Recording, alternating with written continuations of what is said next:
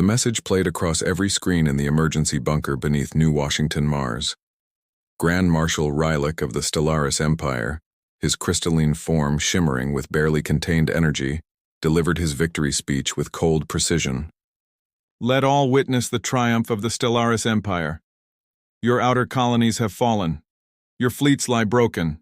Your much-vaunted defense systems proved inadequate against our technological superiority. Humanity now faces a choice: surrender, and serve or resist and perish. Fleet Commander Jackson Drake watched the broadcast with clenched fists, the latest casualty report scrolling across his neural interface. Titan Base, overrun. Europa Command, destroyed. The Ganymede defense line, shattered. In just 6 months, the Stellaris had crushed humanity's carefully built interplanetary civilization. They're broadcasting this on every frequency, Lieutenant Olivia Chen reported, her hands dancing across holographic controls. The Stellaris want everyone to see their victory.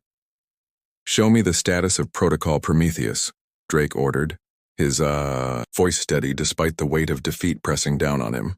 A classified display materialized, showing a complex network of underground facilities on Earth. While the Stellaris celebrated their conquest of humanity's outer colonies, they remained unaware of what was brewing in these hidden chambers. The loss of the outer worlds is... Colonel Wei Feng paused, searching for words. Regrettable, but it has bought us the time we needed. Drake nodded grimly. The Stellaris, drunk on their easy victories, had no idea they were following a carefully crafted script. Each fallen colony, each destroyed fleet had been a calculated sacrifice, drawing the aliens into position while Earth prepared its response. Play the rest of his speech, Drake commanded. Our people need to see what we're fighting. The Grand Marshal continued, his crystalline features twisting into what passed for a smile among his kind. Your species fought with admirable determination, but ultimately proved as primitive as we suspected. Your weapons were insignificant, your ships slow, your tactics predictable. The galaxy will remember this as the moment humanity learned its true place in the cosmic hierarchy. Colonel Feng's neural interface pinged with an update from Earth Command. Sir, Project Helios has reached critical mass. The new ships are ready. Drake allowed himself a small, dangerous smile. The Stellaris had spent months documenting their triumph, broadcasting their victories across the stars, never questioning why Earth itself remained relatively untouched. They had assumed humanity was simply falling back in disarray, never suspecting they were being drawn into the perfect position for a counterattack. Send word to all remaining forces, Drake ordered. Operation Solar Fire begins in 48 hours. Let's show these crystals what happens when you corner a species that evolved as persistence hunters. In hidden shipyards beneath Earth's oceans and deep within Mercury's scorched canyons, humanity's real fleet waited. Ships built with technology reverse-engineered from a dozen alien wrecks, weapons that could crack planets, and crews trained in combat doctrines that would shock the methodical Stellaris. They think they've seen humanity's fire, Lieutenant Chen said softly, watching the final preparations. They have no idea what's coming. Drake thought of all the lives lost in the outer colonies, the sacrifices made to maintain this deception. The Stellaris would learn too late that their triumph had been partially orchestrated, a careful setup for humanity's devastating response. Send the coded signal to Earth Command, he ordered. Tell them Grand Marshal Rylak has taken the bait. Operation Solar Fire is go. As the message was sent, Drake watched the Stellaris victory broadcasts continue. Let them celebrate, he thought. Let them trumpet their triumph across the stars. In 48 hours, humanity would answer their boasts with fire, and the galaxy would never be the same. Deep beneath the Pacific Ocean floor in a facility known only as the Forge, humanity's revenge took shape. The massive underground chamber stretched for kilometers, its ceiling alive with artificial stars that illuminated rows of ships unlike anything the Stellaris had ever seen.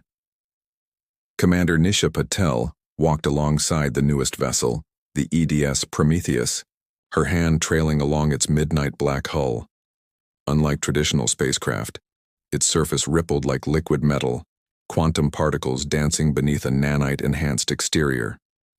6 months of apparent defeat had given Earth scientists time to perfect technologies they'd been developing in secret for decades. Final systems check complete, reported Chief Engineer Marcus Rodriguez, his neural interface projecting test results into the air. The fusion plasma hybrid cores are stable, quantum shielding is at 100% capacity. And the solar fire weapon system? Nisha asked, stopping at the ship's command center. Marcus grinned, his dark eyes gleaming with fierce pride. Better than we hoped. The Stellaris won't know what hit them. Above them, through kilometers of ocean and atmosphere, the Stellaris Empire continued their victory celebration. Their massive ships hung in Earth orbit, a constant reminder of their supposed dominance. They had grown comfortable, complacent, believing humanity thoroughly beaten. "Commander," a voice called. Dr. Yuki Yamamoto, head of Project Helios, approached with urgent steps. "We've decoded more of the Stellaris transmission patterns. You need to see this." The holographic display showed energy signatures from the enemy fleet. "They're not just celebrating," Yuki explained, pointing to complex data streams. "They're preparing to implement their final phase, complete genetic restructuring of human populations to serve as a labor force." Nisha's jaw tightened. "Timeline? 72 hours until they begin. They're so confident in their victory, they're barely maintaining security protocols." A message flashed across their neural interfaces. Priority communication from Fleet. "Commander Drake." The massive screens throughout the forge lit up with his image. "Operation Solar Fire has been accelerated," Drake announced. "The Stellaris plan to begin their genetic purge ahead of schedule. All ships, prepare for immediate launch." This is not a drill. The forge erupted into controlled chaos. Crews rushed to their positions. Final systems came online and massive doors began opening in the ocean floor above.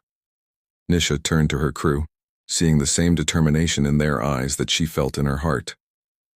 "The Stellaris think they've seen humanity at our weakest," she addressed them, her voice carrying across the command center.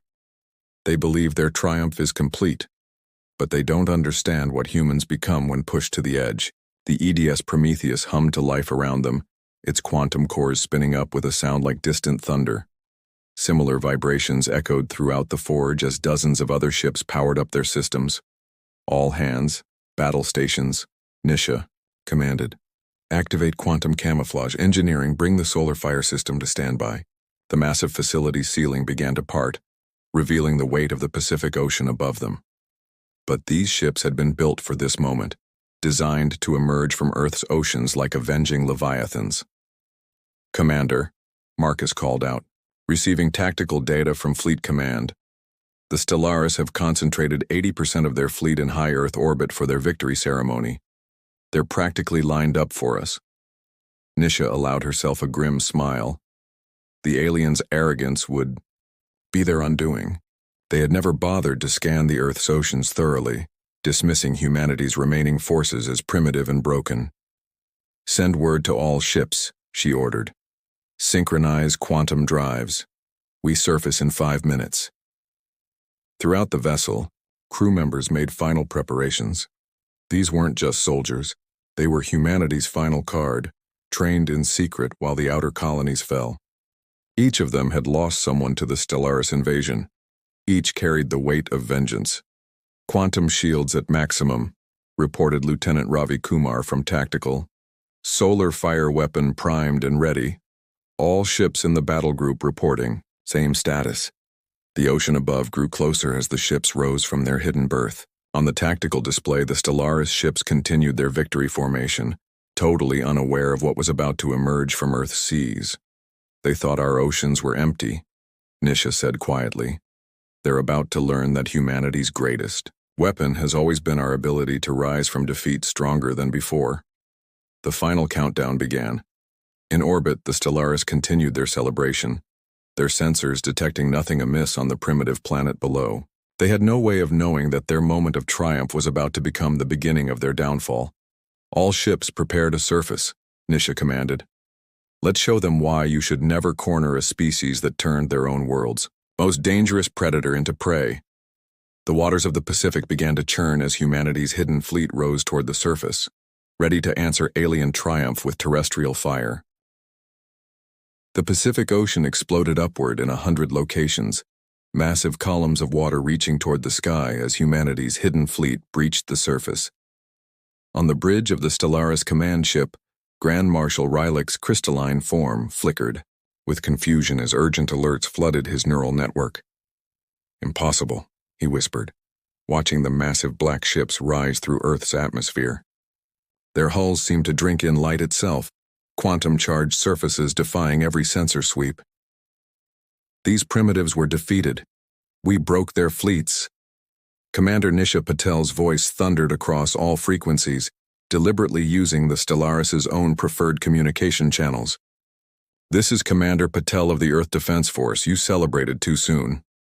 The EDS Prometheus led the charge, its quantum drives tearing holes in reality as it accelerated. Behind it, dozens of ships identical in their midnight black splendor formed up into attack formations that had never been seen in space combat before. "All ships," Nisha commanded, "execute Operation Solar Fire. Show them what humanity has been building while they celebrated their victory." The Stellaris fleet scrambled to respond, their crystalline ships moving to defensive positions. But they had grown lazy in their triumph, their formations sloppy. Energy weapons lanced out at the Earth ships, only to pass harmlessly through quantum-shifted hulls. "Target locked," Lieutenant Kumar reported, his fingers dancing across holographic controls. "Solar fire system at full charge." Nisha nodded grimly. "Light them up." The Prometheus's hull began to pulse with golden energy, quantum particles accelerating to impossible speeds. The ship's main weapon activated, unleashing not a beam or projectile, but a concentrated burst of actual solar plasma, channeled directly from Earth's sun through artificial wormholes. The effect was devastating. The first Stellaris ship caught in the blast literally melted, its crystalline structure unable to withstand the pure energy of a star. More Earth ships opened fire, their solar fire weapons turning space itself into an inferno. "Impossible!" Rylek's voice boomed across the command channel. "Your species was primitive. We monitored you for years." "You monitored what we wanted you to see," Nisha responded coldly. "Every defeat, every retreat was planned. While you celebrated your victories, we were studying your weaknesses. Chief Engineer, show them what else we've learned." Marcus Rodriguez activated the Prometheus's secondary systems. Quantum tendrils of energy reached out, wrapping around nearby Stellaris vessels. The aliens' crystalline technology relied on precise molecular arrangements that human quantum manipulators could now disrupt at will. "This is not possible." Rylek's voice had lost its arrogance, showing fear for the first time. "Your outer colonies, your fleets, were sacrificed to maintain this deception," Commander Patel finished. "A painful choice, but necessary to ensure you would never see our true strength coming. All ships, execute attack pattern Phoenix." The Earth fleet moved as one, their formations shifting in ways that defied traditional space combat doctrine. Ships quantum shifted through each other, appearing and disappearing, striking from impossible angles. The Stellaris fleet, designed for conventional warfare, had no defense against these tactics. In the Prometheus's engineering section, Marcus monitored the quantum cores with fierce pride. "Commander, the Stellaris shields are attempting to adapt. Permission to show them our final surprise?" "Granted. All ships initiate quantum resonance cascade." The black hulls of the Earth vessels began to vibrate at a specific frequency, one that had taken months to perfect. The Stellaris' crystalline technology was based on precise molecular harmonics, and humanity had learned exactly how to shatter those harmonics. Space itself seemed to sing as the quantum cascade took effect. Stellaris ships began to break apart, their once beautiful, crystalline structures cracking and splintering. Their weapons went dead, their shields failed, and their once mighty fleet began to disintegrate.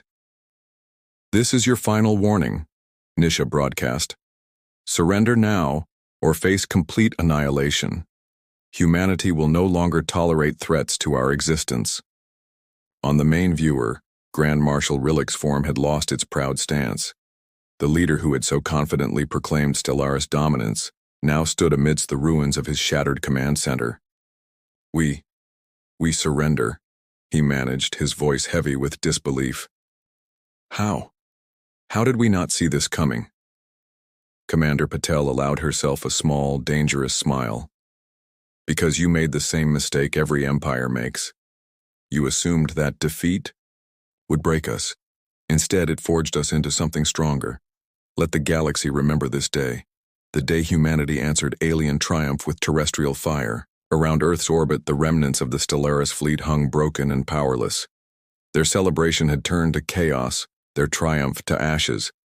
And above them all, humanity's black ships stood vigilant, a clear message to any other species, who might mistake human adaptability for weakness. The age of alien dominance was over. The era of humanity had begun. The New Athens space station hummed with activity as representatives from a dozen alien civilizations gathered in its grand assembly hall. Through the vast observation windows, they could see the debris of the Stellaris fleet being systematically dismantled by human quantum tech salvage ships. Each crystal shard served as a reminder of how quickly galactic power could shift. Fleet Commander Drake stood at the central podium, his dress uniform adorned with the newly created Phoenix Medallion. Behind him, the EDS Prometheus hung in space, like a dark sentinel, its quantum-charged hull still inspiring fear and awe among the assembled aliens. 3 months ago, Drake began, his voice carrying across the chamber. The Stellaris Empire declared their absolute victory over humanity. Today they serve as an object lesson in underestimating Earth's children. In the diplomatic section, Commander Nisha Patel watched the proceedings alongside Chief Engineer Rodriguez. The various alien delegates shifted uncomfortably in their seats. Species that had once dismissed humanity as primitive now struggled to hide their nervous glances at the quantum technology displays around the chamber. The hegemony demands to know. A serpentine delegate rose, their scales shifting colors with anxiety. How long has Earth possessed such devastating capabilities? That's not the question you should be asking, Nisha responded, stepping forward. The question is, what else haven't we revealed? The assembly hall erupted in concerned murmurs. On multiple screens around the chamber, footage played of the battle that had broken the Stellaris, human ships performing maneuvers that defied physics, weapons that channeled the power of stars, and quantum technologies that could shatter crystalline vessels with a thought. Humanity extends an open hand to peaceful cooperation, Drake continued, his tone measured but firm. But let our response to the Stellaris serve as a warning. We will no longer tolerate aggression against Earth or its colonies. In a secured chamber adjacent to the assembly hall, Dr. Yuki Yamamoto led a different kind of meeting. Former Grand Ya, Marshal Rylick, now a prisoner of war, watched in stunned silence as she demonstrated more of humanity's hidden achievements. Your empire spent years studying our apparent limitations, Yuki explained, bringing up holographic displays of human technological development. But you never asked why a species that could split the atom in 1945 seemed to advance so slowly afterward. We learned long ago that appearing weak while growing strong was the surest path to survival. Rylick's crystalline form dimmed with understanding. The defeated colonies, the destroyed fleets, necessary sacrifices, Marcus Rodriguez added, entering the chamber. Each loss was calculated, each defeat carefully staged. We needed you to believe in your triumph completely. Back in the main assembly, the alien representatives were reviewing the new reality of galactic politics. Humanity's terms were surprisingly generous. They sought cooperation rather than dominion, trade rather than tribute. But beneath the diplomatic language lay an iron core of strength that none could now deny. The quantum terraforming technology that your sensors detected on Mars? Nisha addressed the gathered delegates. That was deliberately visible. The real advances. She smiled, leaving the threat unspoken. The various alien species had arrived at the assembly expecting to find humans gloating in their victory. Instead, they found a race focused on building something new from the ashes of the Stellaris Empire. It was perhaps more terrifying than simple conquest. Earth extends membership in the new solar concordat to all peaceful species, Drake announced. We seek partners, not subjects, but know this. The era of treating humanity as primitive or weak is over. Through the station's windows, the sun caught the hulls of the quantum fleet, their black surfaces rippling with contained power. The salvage operations continued, each retrieved piece of Stellaris technology being studied and improved upon by human scientists who had spent decades preparing for this moment. "Commander," Lieutenant Kumar's voice came through Nisha's neural interface. "We're detecting unusual energy signatures from the Carina Nebula, similar to early Stellaris readings." Nisha shared a knowing look with Drake. They had suspected the Stellaris weren't the only aggressive species in the galaxy, but now, any new threats would face a humanity that no longer needed to hide its strength. "Deploy long-range quantum sensors," she ordered, "and inform the fleet. Our real work is just beginning." As the assembly continued, news spread across the galaxy via quantum communication relays. Humanity's message was clear. The species that alien empires had dismissed as primitive had been a sleeping giant. Now awake, it stood ready to reshape the cosmic order. In the station's quantum computing core, an AI subroutine analyzed the reactions of each alien delegate, calculating probabilities and planning responses. Humanity had learned from the Stellaris. True power lay not just in victory, but in how that victory was wielded. The age of human ascendancy had begun, forged in the fire of a false defeat, and tempered by the wisdom to use power with restraint. The stars themselves seemed to shine brighter, as if acknowledging that a new force had risen to walk among them. 1 year after humanity's dramatic victory over the Stellaris Empire, the quantum-powered vessel EDS Prometheus approached the edge of known space. Commander Nisha Patel stood on its bridge, watching the swirling energies of the Carina Nebula through advanced sensor arrays. Behind her ship, a fleet of Earth's finest vessels moved in perfect formation, their black hulls reflecting starlight like liquid shadows. "Multiple contacts detected," Lieutenant Kumar reported, his neural interface processing vast streams of data. "Energy signatures match our predictions. It's another invasion force, larger than the Stellaris." Nisha allowed herself a small smile. "And right on schedule. Begin broadcast on all frequencies." The massive holographic display activated, showing the approaching alien armada. These weren't crystalline ships like the Stellaris. These were vast organic technological hybrids, living vessels that had consumed entire star systems in their path. "This is Commander Patel of the Earth Defense Force," she transmitted. "You've entered protected space. The species you're pursuing, the Stellaris, are under our jurisdiction now. Retreat or face the consequences." The response came in a chorus of psychic voices, the hallmark of the legendary Swarm Collective. "The Stellaris are our prey. Your species is unknown to us. Do not interfere." From his position at engineering, Marcus Rodriguez monitored the quantum core readings. "They're powering up organic weapon systems, Commander. Looks like they want to learn the hard way, just like the Stellaris did." "All ships," Nisha commanded. "Initialize the Phoenix Protocol." The Earth fleet began to move in impossible patterns, their quantum drives bending space itself.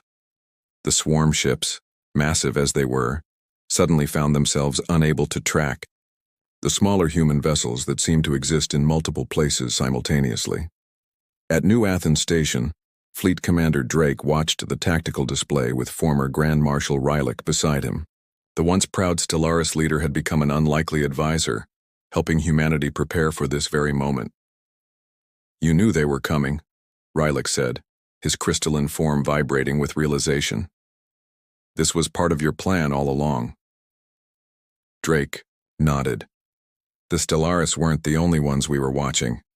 Every move we made was calculated to prepare for multiple threats. Today, the galaxy learns that lesson."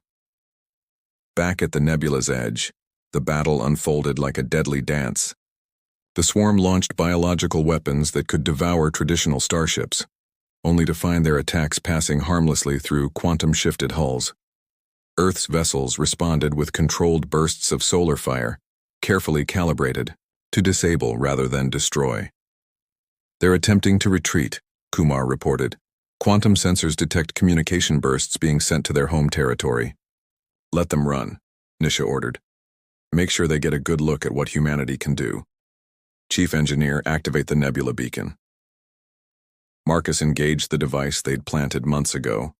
The entire Carina Nebula lit up with quantum energy, forming an artificial barrier that would prevent any hostile force from using this route to approach Earth space again. Message incoming from the Swarm command ship, Kumar announced. The alien consciousness that spoke now was tinged with something. The mighty Swarm rarely experienced fear. What are you? Nisha's response was measured, each word carrying the weight of humanity's new position in the cosmos. We are Earth's children. We are the shield that protects this sector of space, and we are no longer hiding our true strength. In the following days, news spread across the galaxy faster than light itself. The Swarm Collective, a force that had terrorized 1,000 worlds, had retreated before the power of humanity's quantum fleet. The message was clear. The species that had once been dismissed as primitive now stood as guardians of galactic peace. At a special session of the Solar Concordat, representatives from hundreds of worlds gathered to witness the formation of a new order. The Stellaris, once conquerors, now worked alongside their former victims. The Swarm's retreat had opened opportunities for species long oppressed by their terror. Commander Patel stood beside Fleet Commander Drake as they addressed the assembly. The quantum fleet hung in orbit above them, a reminder of humanity's power, while teams of Earth scientists shared carefully selected technologies with their new allies. A year ago, Drake began, the galaxy witnessed how humanity answers those who threaten our existence. Today we extend an invitation to all peaceful species. Join us in building something greater than conquest. Nisha stepped forward. We remained hidden for generations, watching, learning, preparing. Not just for the Stellaris, but for all threats to peace among the stars. Earth now stands ready to defend that peace, through diplomacy when possible, and through fire when necessary. The assembly erupted in approval. Former enemies became allies, trade routes reopened, and a new age of exploration began. Humanity's quantum ships led the way, their crews no longer hiding their true capabilities. In the secure chambers below the assembly hall, Dr. Yuki Yamamoto and her team continued their work. The quantum technologies they'd revealed were impressive, but they were far from humanity's only advances. Other innovations remained hidden, ready to answer any future threat that might emerge from the depths of space. As the EDS Prometheus docked at New Athens Station, Commander Patel looked out at the star-filled expanse. The galaxy had changed forever, transformed by humanity's response to alien aggression. Their triumph had echoed across the stars, until humanity answered with fire, and in that fire a new era had been forged. The final message sent to Earth Command was simple. Operation Phoenix complete. The stars are now our shield, and humanity stands guard. In the vastness of space, Earth's quantum fleet maintained their vigilant watch, ready to answer any threat with the same fire that had transformed defeat into destiny. The age of hiding was over. The age of humanity had begun.